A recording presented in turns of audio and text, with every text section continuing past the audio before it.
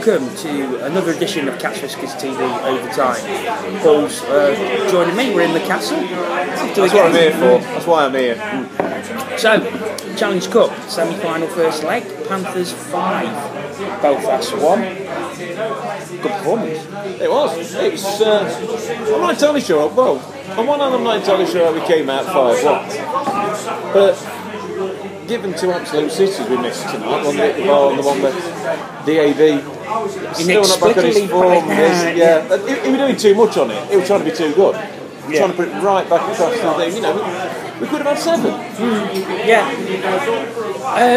Belfast surprised me tonight because I thought they'd really go for it, and they got it back to 2-1, and for the rest of that period were by far the better team on the ice. And really, I think if they'd probably equalised, made it 2-2, we would have had a real game, but they couldn't get the equaliser, and then the third period, Panthers were just brilliant. I thought really good performance. It was the usual thing. We went 2-0 up.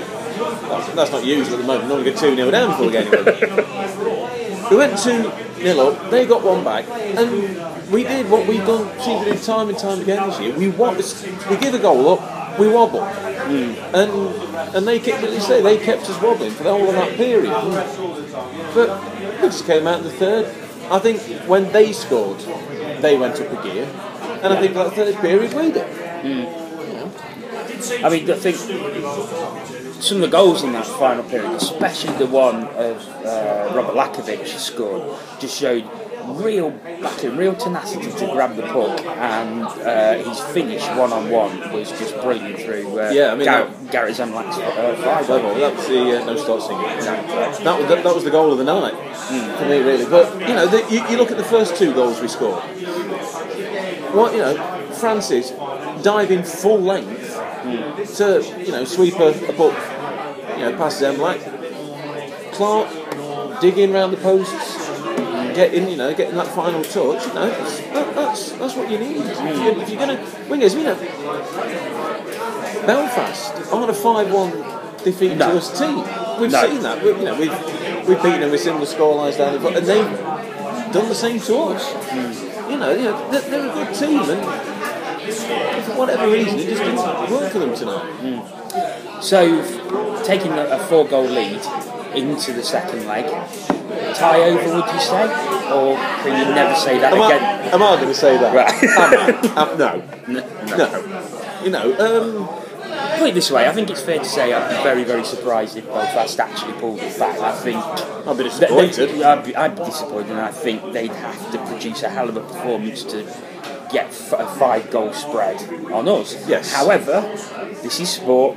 We are the Nottingham Panthers. Strange things happen, and anything is possible. But you have to say the odds are heavily stacked in our favour. Yeah, I mean, it's not over. Get the cliche out. This was for you, Aaron. It's not over till the fat lady sings. What's Susan Boyle doing a fortnight yesterday? Moving on to the weekend. Game against Braehead on Saturday, and then the 5 Flyers on Sunday. We cannot really ask for anything less than 4 points. We have to get 4 points out of those 2 games. We've got to keep winning. Yeah. Now it doesn't matter who we're playing now. Anything less than a victory is not going to be enough. Braehead have arrested their recent slump tonight. They won 4-1 against Hull, so they're going to come into the game with a bit of confidence. So are we. Yeah, good point. And Fife, always a difficult team to play against. Yeah, I mean, I think it's. I don't want to jinx it, really, but I think Fife are an easier team to play here than they are in Fife. And I think that's because of, and I think that's fair to say. And the special nature of Fife's drink. And also, Brian Pitt and their netminder appears to be injured, so it looks like they will be backstopped by their backup Blair Daly, who is a reasonable keeper. He's been doing well. I think he's played the last 3 games.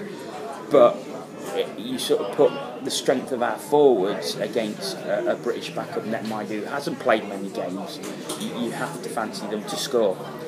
You do. So, but the Fife. DTM's coaching, he's a decent coach, so he's going to know. You've got to protect your netminder. They'll come. They'll play I would guess, a fairly defensive road game, and try and catch us on the break, try and catch us out. But we've just got to be wise to it. Yeah.